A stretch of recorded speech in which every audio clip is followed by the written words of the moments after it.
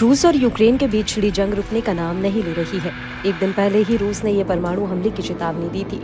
ऐसे में यूक्रेन में रूसी एयर स्ट्राइक का खतरा बना हुआ है। रूसी हमले के डर से सबकी हवा टाइट हो गई है।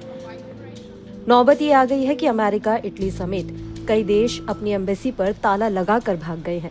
खुद जेलेंस्की गिड़गिड़ा रहे हैं कि प्लीज मत जाओ, रूस ऐसे ही धमकाता रहता है। मगर अमेरिका, इटली और स्पेन है कि मान ही नहीं रहे।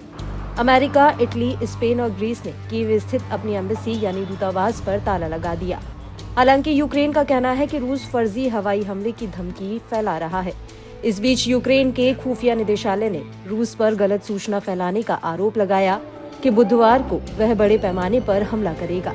यूक्रेन के मुताबिक सोशल मीडिया नेटवर्क और मैसेंजर पर एक मैसेज फैलाया जा रहा है, जिसमें बुधवार को यूक्रेनी शहरों पर मिसाइल और एयर स्ट्राइक का खतरा बताया गया है। ये मैसेज फेक है। यूक्रेन इस सूचना में व्याकरण की गलतियों की वजह से इसे फेक बता रहा है।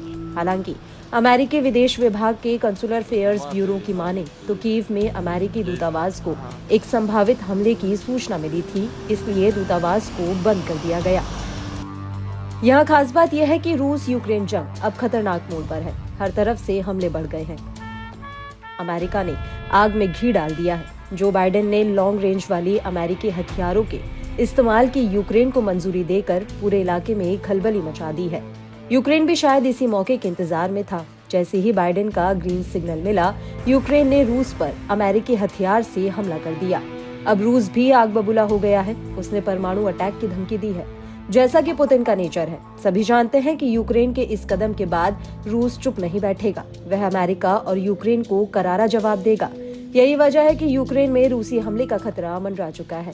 एक्सपर्ट्स का मानना है कि रूस इसी रफ्तार से आगे बढ़ता रहा तो यूक्रेनी पूर्वी मोर्चा ढह सकता है। रूस ने इस साल 1 सितंबर से 3 नवंबर के बीच 1000 वर्ग किलोमीटर क्षेत्र पर कब्जा किया। ये दिखाता है कि हाल के महीनों में हमले तेज हुए हैं। इस दौरान खास तौर से खार्किव क्षेत्र में कुपियांस्क और खुराखोव रूस के निशाने पर रहे हैं। ये डोनेट क्षेत्र में पोक्रोवस के प्रमुख रसद केंद्र के लिए एक कदम है। ISW की रिपोर्ट कहती है कि मॉस्को के पास अब यूक्रेन में 1,10,649 वर्ग किलोमीटर जमीन है। यूक्रेनी सेना ने भी रूस के कुर्स्क में अपने आक्रमण के पहले महीने में 1,171 वर्ग किलोमीटर पर कब्जा किया था, लेकिन रूसी सेना ने अब उस क्षेत्र के लगभग आधे हिस्से पर फिर से नियंत्रण हासिल कर लिया है। ये स्पष्ट रूप से यूक्रेन के लिए एक बड़ा झटका है।